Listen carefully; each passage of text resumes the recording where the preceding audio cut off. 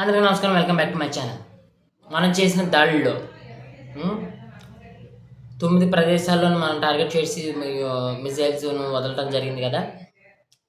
అందులోని మసూద్ అజార్ అనే లష్కర్ ఎ Taiba main branch మీద కూడా మనం టార్గెట్ చేసి కొట్టడం జరిగింది.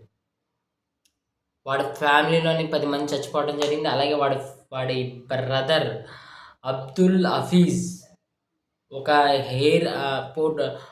ఏరోప్లేన్ హైజాక్‌లో వీడు పాల్గొన్నాడు. వీడు కూడా చావడం జరిగింది. వీడు తప్పించుకున్న తర్వాత ఒక లేఖను విడుదల చేయడం జరిగింది. మరి ఆ లేఖ వీడు సచ్చాడో లేదో పక్కన పెడితే, వీడు బతికుంటే గనక ఒక లేఖ విడుదల చేయడం జరిగింది. నరేంద్ర మోడీ గారిని టార్గెట్ చేస్తాడట. ఇప్పుడు వీడు ఎక్కడున్నాడో ఏటో అని వీడి గురించి కూపీలు లాగడం మొదలుపెట్టారు. ఎక్కడున్నాడో అని. వీడు దొరికితే స్పాట్లో పోతాడు. దాంట్లో డౌట్ లేదు. స్పాట్లో లేపేస్తారు.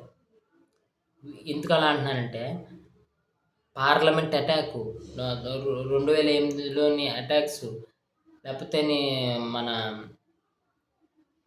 పఠాన్కోట్ అటాక్స్, ఇలాగా మీరు ఏ అటాక్లో చూసినా వీడి పాత్రలు. నిన్నటి 2025 పహల్గామ్ అటాక్లో కూడా వీడియోలో ఉంది. వీడు వేలెట్టినప్పుడు మరి వీడి తలకాయ తీసేయాలిగా. అందుకే వీడి తలకాయ తీసే వేటలోనే డెఫినెట్గా ఉన్నారు.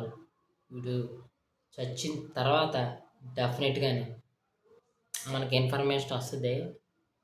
అప్పుడు టెర్రరిస్ట్ మూకల యొక్క ఈ దేశంలో బతుకుతున్న స్లీపర్ సెల్స్గా బతుకుతున్న టెర్రరిస్ట్ మూకల యొక్క నోరు మూగబోద్ది, కాళ్ళు చేతులు పడి చచ్చిపోతారు. ఆ రోజు కోసం నేను తప్పకుండా ఎదురు చూస్తున్నాను.